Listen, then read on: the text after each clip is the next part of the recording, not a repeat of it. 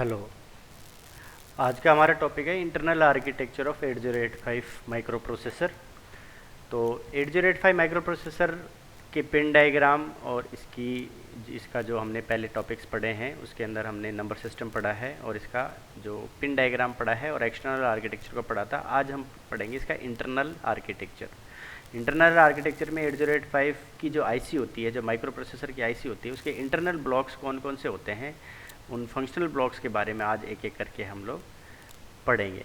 तो जैसा कि आपका ये जो टॉपिक है वो टॉपिक सिलेबस के हिसाब से अगर देखा जाए तो आपका जो सिलेबस है तो उसकी जो थर्ड यूनिट है 8085 माइक्रो प्रोसेसर आर्किटेक्चर,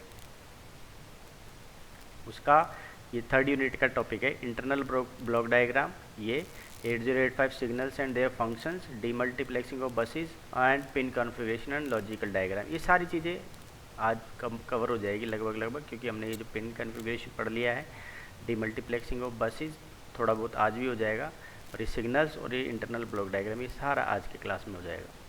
ठीक है। तो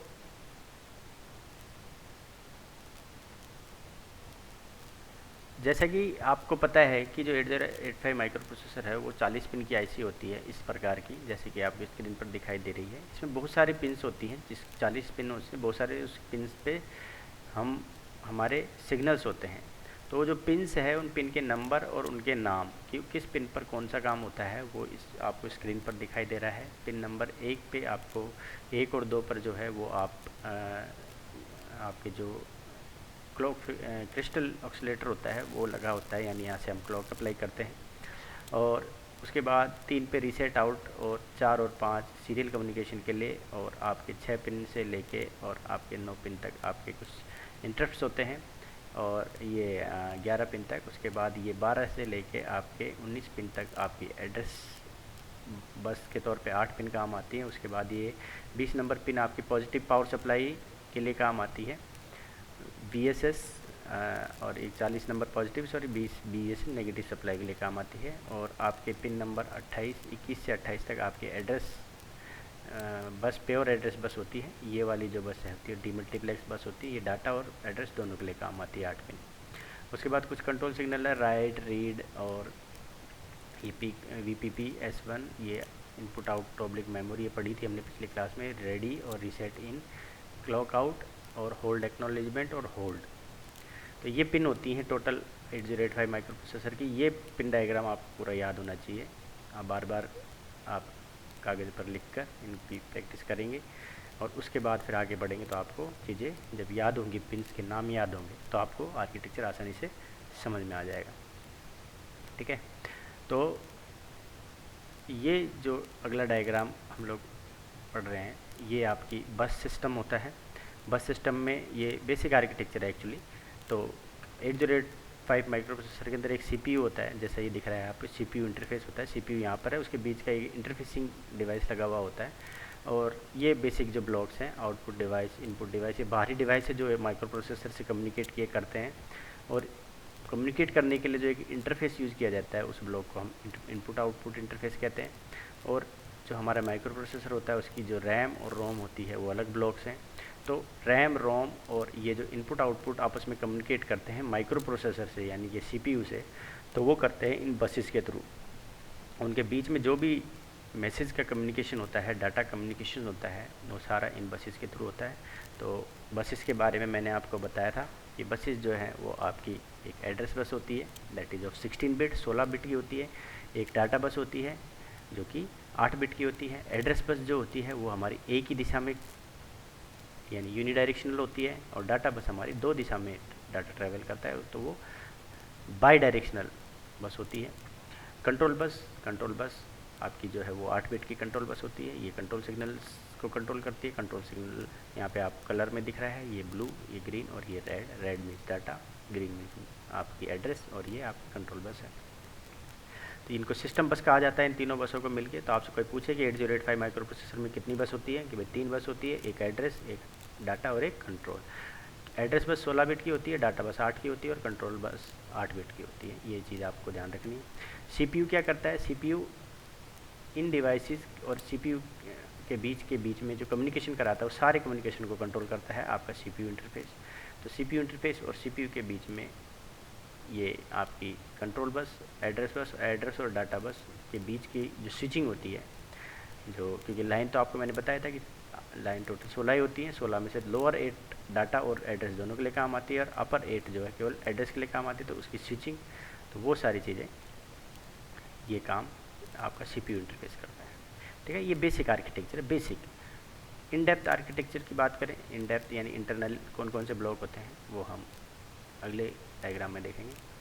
तो ये जो डायग्राम आपको अभी स्क्रीन पर दिख रहा है, ये बेसिकली जो आपका इंटरनल आर्किटेक्चर होता है, तो इसको आप ध्यान से देखें। ये चीज़ आपको, ये डायग्राम पूरा आपको याद होना चाहिए।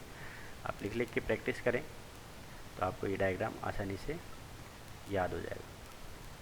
तो इस डायग्राम में देखें तो अभी जो पिछला डायग्राम देखा था हमने, पिछला डायग्राम कौन सा, ये वाला, ये इसी डायग्राम का और इन डेप्थ सर्किट है, ब्लॉक डायग्राम है, जिसको हम फंक्शनल डायग्राम भी कहते हैं या इंटरनल आर्किटेक्चर भी कहते हैं। अगर पेपर में आपको बोले कि फंक्शनल डायग्राम बनाओ तो फंक्शनल डायग्राम आपका ये रहता है। अब इसके एक एक ब्लॉक के बारे में हम आगे आने वाली स्लाइड्स में पढ़ेंगे। तो यहाँ आपको जो स्क्रीन में दिखाई दे रहा है उसमें अगर आप देखें तो सबसे पहले तो ये आपको एक पीला पीला ब्लॉक दिखाई दे रहा है, पहली चीज़। उसके बाद ये कुछ छोटे छोटे ब्लॉक्स हैं और ये और ब्लॉक्स हैं। तो ये जो पीला ब्लॉक है ये हमारा होता है रजिस्टर ब्लॉक होता है। तो रजिस्टर ब्लॉक आपका यहाँ आपको दिखा रहा है कि BCDEHL, ये आपके जो 6 बिल्कुल बेसिक रजिस्टर्स होते हैं। फिर stack pointer, program counter, increment decrement और एड्रेस लैच। फिर ये है आपका एड्रेस बफर, ठीक है, ये है आपका एड्रेस और डाटा बफर, ये आपकी एड्रेस और डाटा लाइंस 8 बिट की, और ये एड्रेस लाइन, ठीक है। इसके बाद आप अगर सीरियल इनपुट आउटपुट कंट्रोल की बात करें तो ये सीरियल इनपुट आउटपुट पोर्ट होता है, ठीक है, कंट्रोल करता है ये पोर्ट। ये सीरियल इन डाटा आ रहा है और ये आउट जा रहा है, ठीक है। इसी तरह से इंटरप्ट को कंट्रोल करने के लिए हमारे पास एक यूनिट है, that is interrupt control unit. तो इससे जो जो इंटरप्ट कंट्रोल होते हैं वो इंटरप्ट ये हैं, trap, RST 7.5, RST 6.5, RST 5.5, interrupt acknowledge और INTR यानी इंटरप्ट रिक्वेस्ट, ठीक है। तो ये आपके संबंधित है इंटरप्ट कंट्रोल वाले सेक्शन से। इसके अलावा अक्यूमुलेटर एक आपका 8 बिट का एक बहुत ही जनरल पर्पस रजिस्टर होता है, इसके बारे में भी हम पढ़ेंगे। एक टेम्परेरी रजिस्टर होता है, ये भी 8 बिट का होता है। एक फ्लैग रजिस्टर होता है, फ्लैग फ्लिप फ्लॉप या flag register, that is of 8 bit also, ये भी 8 बिट का होता है। और ये हमारा एक ALU होता है। ये ALU जो है हमारी बस और हमारा टेम्परेरी और एक्यूमुलेटर दोनों से कनेक्ट, साथ के साथ फ्लैग से भी कंट्रोल रहता है। ये बिल्कुल सेंट्रल यूनिट होती है, अरिथमेटिक एंड लॉजिक यूनिट। अब ये सारे जो डाटा ट्रांसफ़र होते हैं उनको कंट्रोल करने के लिए एक हमारे पास अलग से सेक्शन है, that is of control section. ये हमारा पूरा कंट्रोल सेक्शन है। इस कंट्रोल सेक्शन से जो सिग्नल्स जुड़े हुए हैं वो सिग्नल्स ये हैं, ये X1 X2 जो कि हमारी क्लॉक, जो क्रिस्टल ऑसिलेटर है वो फ्रिक्वेंसी है, क्रिस्टल ऑसिलेटर एक क्लॉक प्रोवाइड करता है इस सेक्शन को, that is X1 X2। Ground और +5 वोल्ट ये इसको अप्लाई की जाती है। इसके बाद ये जो क्लॉक आउट जनरल क्लॉक जो होती है, रेडी, रीड, राइट, ALE, और ये जो आपके स्टेटस सिग्नल है S0 S1, ये और इनपुट आउटपुट ऑब्लिक मेमोरी, ये चीज़ें, ये वाले सिग्नल ये प्रोवाइड करता है माइक्रो प्रोसेसर को। इसके साथ ही होल्ड और होल्ड एक्नॉलेजमेंट वाले सिग्नल DMA के थ्रू आते हैं, अंतर्गत आते हैं। और रीसेट इन और आउट जो है वो रीसेट के अंतर्गत आते हैं। तो ये तो हो गया आपका ये इंटरनल आर्किटेक्चर, इसका पूरा फंक्शनल ब्लॉक डायग्राम या आर्किटेक्चर। आप इसको एक बार बनाएं, 2 बार बनाएं, 3 बार बनाएं, आपको ये डायग्राम पूरी तरह से याद हो जाएगा। और याद होना भी चाहिए क्योंकि ये जो डायग्राम है ये या तो 4 नंबर में या एक्सप्लेनेशन के साथ 6 नंबर में पेपर में, फाइनल पेपर में पूछ लिया जाता है। और ये बहुत फ्रिक्वेंटली क्वेश्चन आता है, बहुत इजी भी है, ज़्यादा कुछ इसमें है नहीं। इन चीज़ों का अपन पढ़ेंगे आगे, लेकिन ये डायग्राम आपको याद होना चाहिए क्योंकि IC तो बना दी साइंटिस्ट ने, इंजीनियर्स ने रिसर्च करने के बाद, अब उसको आपको पढ़ना है। पढ़ने से पहले आपको उसकी सारी चीज़ें याद होनी चाहिए। अब कंसेप्चुअली आगे बढ़ते हैं कि आगे किस तरह से ये जो ब्लॉक्स हैं वो अलग अलग प्रकार के ब्लॉक्स हैं और कैसे इनका क्या क्या काम होता है, इनकी डेफिनेशंस क्या क्या है वो सब। तो अगर देखें हम कि 8085 माइक्रो प्रोसेसर को 8085 माइक्रो प्रोसेसर भी कहते हैं। ये एक 8 बिट का माइक्रो प्रोसेसर होता है जो 1977 में एनमोस टेक्नोलॉजी के साथ इसको बनाया गया था। इसकी जो हिस्टोरिकल डेवलपमेंट है वो उसका मैंने एक लेक्चर बना के हमारे जो GPC दौसा का लेक्चर का चैनल है वहाँ पर आप 207 के अंतर्गत उसको देख सकते हैं कि हिस्टोरिकल डेवलपमेंट ये जो हुआ है माइक्रो प्रोसेसर्स का वो किस प्रकार से हुआ है। ठीक है, तो ये जो 8085 माइक्रो प्रोसेसर है जिसको 8085 भी बोलते हैं, 8085, इसमें 8 बिट की एक डाटा बस होती है, मैंने बता दिया। 16 बिट का एड्रेस बस होती है, एक 16 बिट का प्रोग्राम काउंटर होता है, एक 16 बिट का स्टैक पॉइंटर होता है, और इसके अंदर 8 बिट के रजिस्टर होते हैं जो कि BC, D और HL की फॉर्म में, पेयरिंग फॉर्म में होते हैं, और ये 5 वोल्ट की सप्लाई यूज़ करता है और 3.2 मेगाहर्ट्ज़ का सिंगल फेज क्लॉक यूज़ करता है। ठीक है, वो कौन प्रोवाइड करता है? X1 X2, जो मैंने अभी आपको पिन डायग्राम में बताया था। ठीक है, सो ये कहाँ यूज़ किया जाता है 8085 माइक्रो प्रोसेसर? वॉशिंग मशीन में, माइक्रोवेव ओवंस में और मोबाइल फ़ोन आदि में ये 8085 माइक्रो प्रोसेसर यूज़ किया जाता है। तो आई थिंक ये आपको क्लियर हो गया। अब आगे बढ़ते हैं।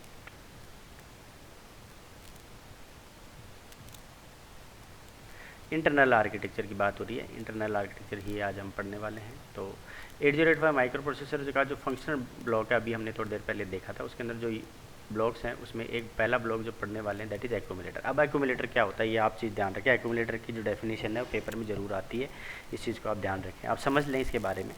देखो 8085 माइक्रो प्रोसेसर के अंदर क्या होता है कि बहुत सारे ऑपरेशंस होते हैं, अर्थमेटिक एंड लॉजिक ऑपरेशंस होते हैं। अर्थमेटिक एंड लॉजिक ऑपरेशंस का मतलब ये होता है कि अर्थमेटिक का मतलब होता है कि थोड़ी देर पहले यूनिट के अंदर मैंने आपको नंबर सिस्टम पढ़ाया था, तो उसके अंदर जो ऑपरेशंस हमने करे थे, एडिशन, सब्ट्रैक्शन और मल्टीप्लिकेशन वगैरह, ये सारे आपके अर्थमेटिक ऑपरेशंस होते हैं। और कुछ लॉजिक ऑपरेशंस भी होते हैं जैसे और, एंड और नॉट, ये सारे बाइनरी सिस्टम के अंदर जब हम काम करते हैं तो वहाँ पर हम कुछ लॉजिक ऑपरेशंस भी करते हैं, जिसमें लॉजिक ऑपरेशन यानी हाई और लो लॉजिक काम करता है, यानी 0 और 1 ही होता है लॉजिक में, तो वो ऑपरेशंस लॉजिक ऑपरेशंस कहलाते हैं। इन सारे काम को ये अपना माइक्रो प्रोसेसर करता है। लेकिन ये माइक्रो प्रोसेसर जो काम करता है उसके लिए हम इसको कुछ कमांड्स देते हैं। कुछ कमांड का मतलब कुछ इंस्ट्रक्शंस देते हैं, उस इंस्ट्रक्शंस के अनुसार ये हमको रिजल्ट प्रोवाइड करता है। तो उसके लिए क्या किया जाता है कि जब भी हम वो ऑपरेशंस करते हैं तो उसमें क्या होता है कि 8 बिट के डाटा को बार बार हमें कहीं स्टोर करना पड़ता है, कहीं से लेना पड़ता है। तो उस स्टोर करने और लेने को के लिए हम एक टेम्परेरी एक 8 बिट का एक रजिस्टर रखते हैं। रजिस्टर का मतलब होता है ऐसी एक युक्ति जो अपने अंदर डाटा स्टोर कर सके, दैट इज़ रजिस्टर। ओके, तो एक 8 बिट का एक रजिस्टर जिसको एक्यूमुलेटर कहा जाता है। और ये क्या किया जाता है, ये क्या करता है, अर्थमेटिक लॉजिक और इनपुट आउटपुट या लोड स्टोर, डाटा को लोड या स्टोर करने के काम आता है।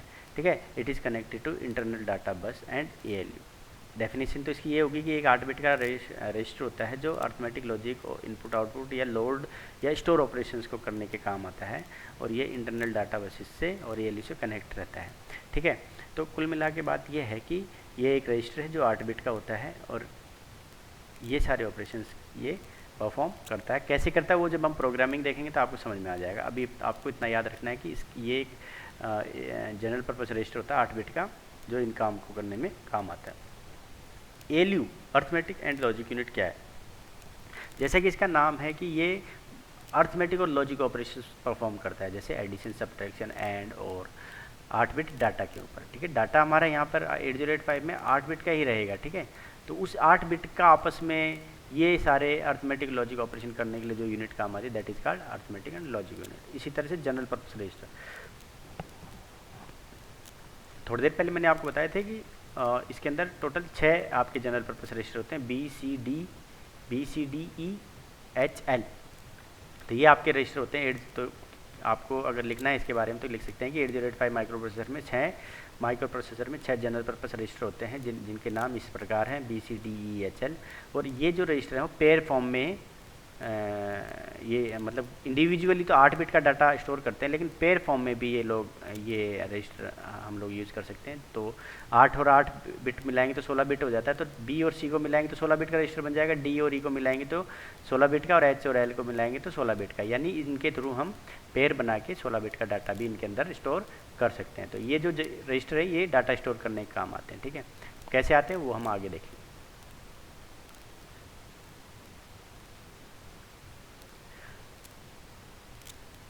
तो जो 8085 माइक्रो प्रोसेसर है इसमें अब ये 8 बिट के रजिस्टर हो गए। अब आप 16 बिट के रजिस्टर को देखें तो एक प्रोग्राम काउंटर होता है। प्रोग्राम काउंटर क्या होता है? प्रोग्राम काउंटर जैसे इसका नाम है, तो 8085 माइक्रो प्रोसेसर में क्या होता है कि ये जो प्रोग्राम काउंटर है ये 16 बिट का एक रजिस्टर होता है। ये क्या करता है, ये मेमोरी लोकेशन जहाँ से अगली इंस्ट्रक्शन फैच की जानी है उसके एड्रेस को ये अपने अंदर स्टोर करके रखता है। जैसे मेमोरी है, मैंने आपको उस दिन बताया था इसकी क्लास स्टार्ट करते टाइम कि मेमोरी होती है। मेमोरी के अंदर 8 बिट का डाटा एक लोकेशन में स्टोर होता है, लेकिन उस लोकेशन का जो एड्रेस होता है वो 16 बिट का होता है। ठीक है, अब हम माइक्रो प्रोसेसर जब काम करता है तो मेमोरी से जब किसी डाटा को निकालना होता है तो पहले उसको एड्रेस देना होता है कि भाई उस एड्रेस से आपको निकाल के लाना है। तो ये जो प्रोग्राम काउंटर है ये उस एड्रेस को कैरी करता है। ठीक है, तो वही बात मैंने यहाँ लिखी है कि it is a 16 bit register use to store the memory address location of the next instruction to be executed, ये इसकी डेफिनेशन है। तो माइक्रो प्रोसेसर क्या करता है, जब भी प्रोग्राम एग्जीक्यूट होता है, देखो प्रोग्राम में क्या होती है, बहुत सारी इंस्ट्रक्शंस लिखी होती है, इंग्लिश लाइक इंस्ट्रक्शंस लिखी होती है। तो जब भी जैसे फॉर एग्जांपल ये वाली लाइन एग्जीक्यूट होगी, यानी ये वाला टास्क कंप्लीट होगा, तो ये जो अगला टास्क होगा उसका एड्रेस प्रोग्राम काउंटर में स्टोर हो जाएगा। तो उसके लिए क्या करेगा कि हमारा जो 8085 माइक्रो प्रोसेसर है वो क्या करेगा, वो उसको इंक्रीमेंट करता रहेगा, किसको, प्रोग्राम काउंटर को। तो उससे हमें पता लग जाएगा कि अगली इंस्ट्रक्शन किस लोकेशन से आएगी। तो यही बात लिखी है कि micro processor increment the program when an instruction is being executed so that the program counter point to the memory address of the next instruction that is going to be executed। कहने का मतलब है एक काम हो रहा है उससे पहले ही, जैसे फॉर एग्जांपल आपको पता माइक्रो प्रोसेसर को ये पता होना चाहिए कि अगली जो इंस्ट्रक्शन एग्जीक्यूट होगी पहले प्रोग्राम के एग्जीक्यूशन के दौरान वो कहाँ से आएगी। तो वो क्या करता है, अपने प्रोग्राम काउंटर को इंक्रीमेंट कर देता है, यानी एक आगे बढ़ा देता है। इसका मतलब उसको पता लग जाता है कि अगली इंस्ट्रक्शन जो है वो अगली लोकेशन से आएगी। ठीक है, अब स्टैक पॉइंटर कुछ भी नहीं है कि जो 8085 माइक्रो स्टैक क्या होती है, देखो स्टैक इस तरह से बोलते हैं। जैसे फॉर एग्जांपल ये आपके पास कोई बर्तन है, उसके बीच में ये बारियां बना दी आपने, इनको स्टैक बोला जाता है। ठीक है, अब क्या किया जाता है 8085 माइक्रो प्रोसेसर के अंदर कि इनके अंदर ये जो स्टैक है ये लोकेशंस होती हैं, इनके अंदर आप कई बार डाटा डालते हैं। ठीक है, इस डाटा को जब एंटर करवाते हैं तो उसको बोलते हैं पुश, और जब इनसे डाटा निकालते हैं तो उनको बोलते हैं पॉप। तो पुश और पॉप ऑपरेशन के दौरान ये लोकेशंस काम आती है, और इनको स्टोर करने के लिए, इस पुश और पॉप ऑपरेशन को परफॉर्म करने के लिए 8085 के अंदर एक 16 बिट का रजिस्टर होता है जिसको बोलते हैं स्टैक पॉइंटर। रजिस्टर क्या होता है, पॉइंटर क्या करता है, इनकी लोकेशन को बताता है कि ये जो लोकेशंस हैं ये लोकेशन क्या है इनका एड्रेस। ठीक है, it is also 16 bit register होता है, work like stack which is always increment और decrement by 2 during push and pop operation. जब आप पुश करेंगे तो 2 से इंक्रीमेंट हो जाएगा, जब आप पॉप करेंगे तो 2 से डिक्रीमेंट हो जाएगा। ठीक है, ये आगे आपको समझ में आएंगी जब हम इसको करेंगे। फिलहाल इसकी डेफिनेशन पढ़ लें। टेम्परेरी रजिस्टर की बात की जाए तो एक 8 बिट का रजिस्टर होता है जो कि डाटा के टेम्परेरी स्टोरेज के काम होता है, holds the temporary data of arithmetic and logic operation. ठीक है, ये आपका टेम्परेरी रजिस्टर होता है।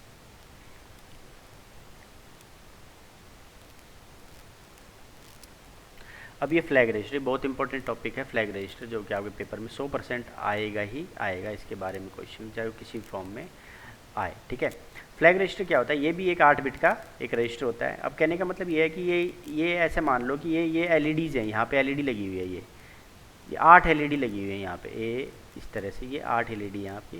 अब ये कौन सी एलईडी क्या बताती है उसको इन्होंने नाम दे दिए। ठीक है, वो बताएगा कि भाई ये पहली एलईडी अगर जल गई तो ये बताएगा कि ये कैरी हो रहा है इसके अंदर। कैरी का मतलब समझ रहे हैं, जोड़ने घटाने के बाद जो बचता है ना, हासिल जिसको बोलते हैं, दैट इज़ कॉल्ड कैरी।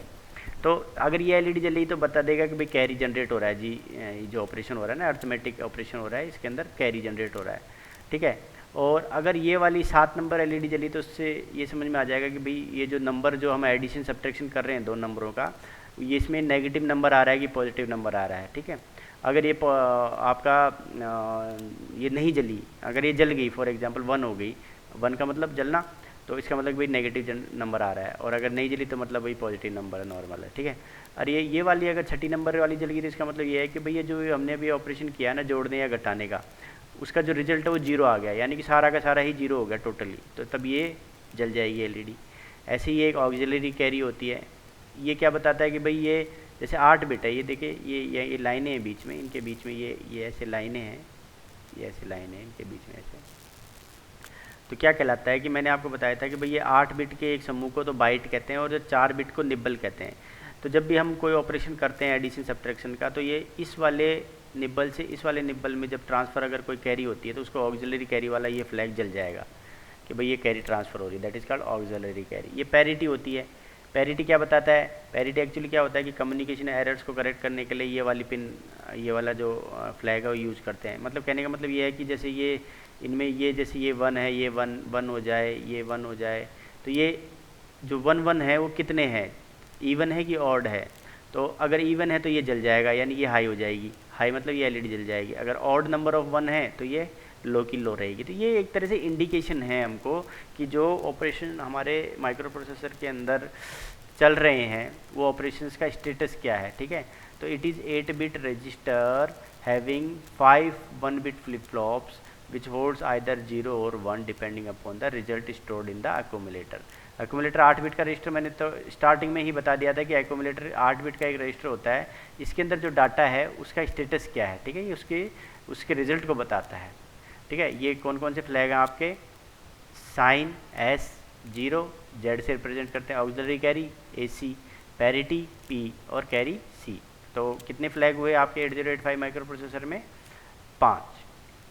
तो ये आपके फ्लैग होते हैं। अब ये फ्लैग व्लैग ये कहाँ से आ रहे हैं? ये हमने शुरुआत में मैंने आपको इसका डायग्राम बता दिया था कि ये जो आर्किटेक्चर हम लोग पढ़ रहे हैं, ये देखो फ्लैग ये रहा। अभी हमने क्या क्या पढ़ लिया? हमने ये पढ़ लिया, ये वाला सेक्शन पढ़ लिया, ये ठीक है, ये पढ़ लिया। इसमें हमने BCDEHL देख लिया, स्टैक पॉइंटर की डेफिनेशन देख ली, प्रोग्राम काउंटर देख लिया। ठीक है, इसके अलावा अभी हमने ये देख लिया फ्लैग, ये देख रहे हैं अभी इस टाइम पे फ्लैग। ठीक है, अक्यूमुलेटर हमने देख लिया, टेम्परेरी रजिस्टर के बारे में हमने पढ़ लिया। तो इन सारी चीज़ों को हम एक एक पढ़ रहे हैं, यहीं से पढ़ रहे हैं। ठीक है, तो ये आपको मैंने बताया, पहले इसको याद करो, उसके बाद जब ये आप आगे बढ़ेंगे तो आपको चीज़ें समझ में आ जाएगी। अब धीरे धीरे सारी चीज़ें पढ़ेंगे, address buffer, address data buffer, serial input output interrupt, ये सारी एक चीज़ पढ़ेंगे। ठीक है, चलिए आगे बढ़ते हैं। ये रहा आपका फ्लैग रजिस्टर के बारे में। आगे है आपके ये कुछ और आपके सेक्शंस हैं, दैट इज़ इंस्ट्रक्शन रजिस्टर और डिकोडर। अब जैसे ये क्या है? ये आपकी मेमोरी है, मेमोरी में इंस्ट्रक्शन कोई है। ठीक है, अब ये माइक्रो प्रोसेसर है। अब यहाँ से डायरेक्ट ला के इसको थोड़ी देंगे आप। ये एक्चुअली क्या है, मैंने बताया, हमने प्रोग्राम लिखा जैसे मूव A, B। अब A, B हमारा माइक्रो प्रोसेसर नहीं समझता है, वो समझता है केवल बाइनरी को। ठीक है, अब इसका जो डिकोड करना पड़ेगा कि भाई मूव A, B का बाइनरी में क्या मतलब होता है, वो करता है आपका ये इंस्ट्रक्शन रजिस्टर या डिकोडर। ठीक है, तो ये 8 बिट का रजिस्टर होता है। ये जब इंस्ट्रक्शन मेमोरी से फैच की जाती है तो वो इसमें स्टोर की होती है, और ये क्या करता है कि उस इंस्ट्रक्शन को डिकोड करता है। ठीक है, जो इंस्ट्रक्शन रजिस्टर में इंस्ट्रक्शन है, और फिर वो माइक्रो प्रोसेसर को प्रोवाइड करता है। तो इंस्ट्रक्शन रजिस्टर क्या है? It is a 8 bit register. When instruction is fetch from memory then it is stored in the instruction register. वो इंस्ट्रक्शन रजिस्टर में स्टोर होती है, और instruction decoder decode the information present in the instruction register, उसको decode करता है। ठीक है, अब टाइमिंग एंड कंट्रोल की बात हो रही है। टाइमिंग एंड कंट्रोल वाली यूनिट कौन सी थी? टाइमिंग एंड कंट्रोल था ये वाला सेक्शन। ठीक है, अभी मैं बताता हूँ आपको डायग्राम में। ये टाइमिंग एंड कंट्रोल, ये वाले सेक्शन को अब हम पढ़ने वाले हैं, इस वाले सेक्शन को। ठीक है, जो अभी थोड़ी देर पहले इंस्ट्रक्शन डिकोडर पढ़ा था वो अब हमारा ये है। ठीक है, ये वाले सेक्शन को हमने पढ़ा था, तो इस वाले सेक्शन को अब पढ़ने वाले। देखो इस वाले सेक्शन से कितने सारे सिग्नल्स जुड़े हुए हैं। ये क्लॉक, ग्राउंड, 5 वोल्ट, ठीक है, ready, read write, ALE, S0, S1 यानी स्टेटस, और इनपुट आउटपुट मेमोरी, होल्ड, ये सारे सिग्नल इससे एसोसिएटेड हैं। ठीक है, तो इसको हम देखेंगे।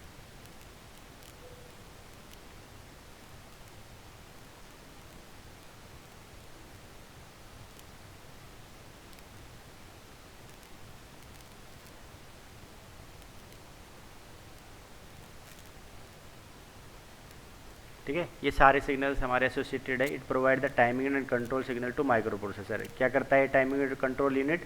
ये प्रोवाइड करती है कंट्रोल सिग्नल और टाइमिंग सिग्नल माइक्रो प्रोसेसर को टू परफॉर्म ऑपरेशंस। ऑपरेशंस कौन से? वही अर्थमेटिक एंड लॉजिक ऑपरेशन। ये वाले हमारे कुछ इंटरनल और एक्सटर्नल सर्किट्स हैं। Following are the timing and control signals which control external and internal circuit. ठीक है, ये देखो ready, read, write, ALE, S0, S1, I/M bar, hold, hold acknowledgement, reset in, reset out, ये सारे हमारे timing and control signal, ये आपको याद होनी चाहिए।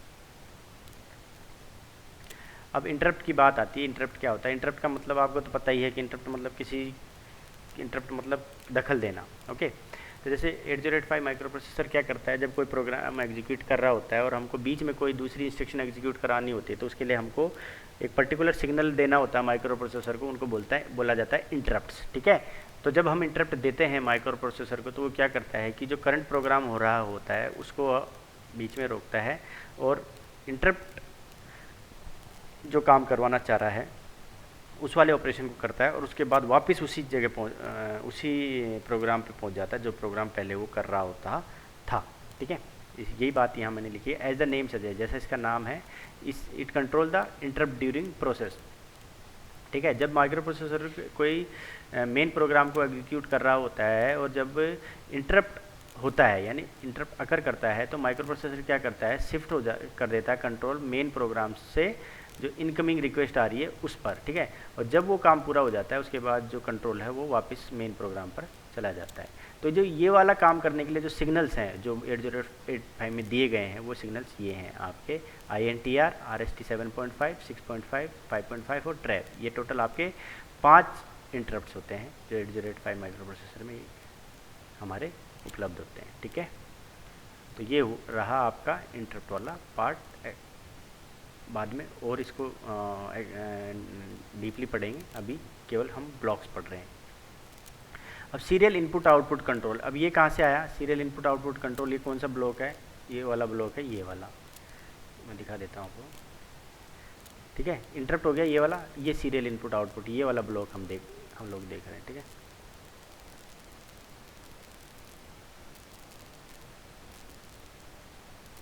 अब सीरियल इनपुट आउटपुट कंट्रोल की बात करें तो ये क्या करता है कि बाहर से जो भी कोई input output device micro processor से लगी हुई होती है, उनके बीच में जो डाटा का कंट्रोल है इसको वो ये कंट्रोल करता है। तो it control the serial data communication by using these 2 instruction, SID और SOD। SID और SOD की ये जो इंस्ट्रक्शन है, इनके थ्रू ये उस डाटा को कंट्रोल करता है। अब ये कंट्रोल क्या था और मैं इस डायग्राम से समझा देता हूँ आपको। इनपुट आउटपुट कहाँ से आ गए? इनपुट आउटपुट देखो यहाँ से आ गए, मैंने ये डायग्राम बताया था आपको। ये देखिए इनपुट आउटपुट डिवाइस है। ठीक है, तो ये इंटरफेस है, तो ये इनके और इनके बीच के जो फ्लो डाटा कम्युनिकेशन है, उस कम्युनिकेशन को इन 2 सिग्नल से कंट्रोल करता है जो मैंने अभी SID और SOD बताया था आपको। ठीक है,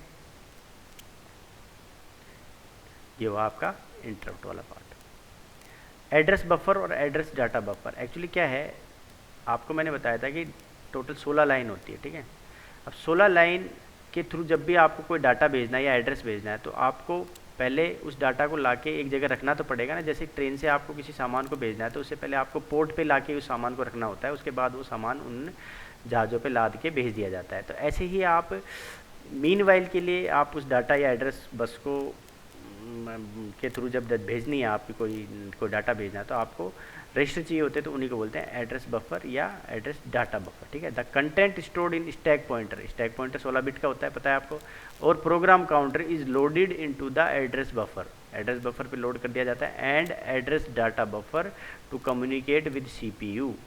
ठीक है, the memory and input output chips are connected to these buses, इनसे कनेक्टेड रहती हैं। The CPU can exchange the desired data with the memory and input output. ठीक है, मेमोरी और इनपुट आउटपुट आपके हैं, उनके बीच कम्युनिकेशन कराना है, तो आपको क्या करना पड़ेगा, जो प्रोग्राम काउंटर तो अगली इंस्ट्रक्शन का एड्रेस बताएगा और सीरियल जो आपका स्टैक पॉइंटर है वो आपका डाटा रखेगा अपने अंदर, और वो आपको इनके अंदर रखा होगा, यहाँ से डायरेक्ट डाटा ट्रांसफ़र आपकी मेमोरी और इनपुट आउटपुट के बीच हो जाएगा। ये चीज़ आपको और ज़्यादा बाद में समझ में आ जाएगी, अगर अभी भी नहीं समझ में आए तो कोई बात नहीं। ठीक है, और ये चीज़ तो मैंने आपको कराई दी थी कि एड्रेस बस और डाटा बस क्या होती है। एड्रेस बस और डाटा बस जो होती है वो डाटा कैरी करती है, स्टोर करती है। डाटा बस कैरीज द डाटा और ये बाई डायरेक्शनल होती है, वेयर जो एड्रेस बस होती है वो लोकेशन जहाँ से to where it should be stored, उस डाटा को कहाँ स्टोर करना है वो एड्रेस बस कैरी करती है। तो और ये यूनिडायरेक्शनल होती है। It is use to transfer the data and address input output devices. ये बात समझ में आ गई कि डाटा बस तो डाटा को कंट्रोल को कैरी करती है, और एड्रेस बस क्या करती है, उस डाटा को कहाँ पर स्टोर करना है वो एड्रेस कैरी करती है। ठीक है, तो ये आपकी एड्रेस और डाटा बस हुई।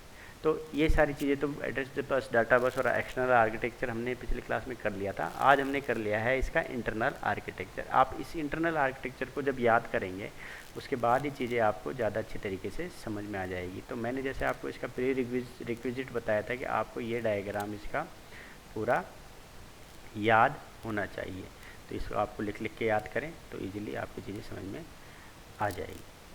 तो ये आपका इंटरनल आर्किटेक्चर हो गया। अगली क्लास में हम लोग पढ़ेंगे इसकी प्रोग्रामिंग, यानी जो हमारे एड्रेसिंग मोड्स और डिफरेंट जो इंस्ट्रक्शंस हम 8085 माइक्रो प्रोसेसर में हम लोग पढ़ते हैं और यूज़ करते हैं, उसके बारे में हम अगली क्लास में पढ़ेंगे।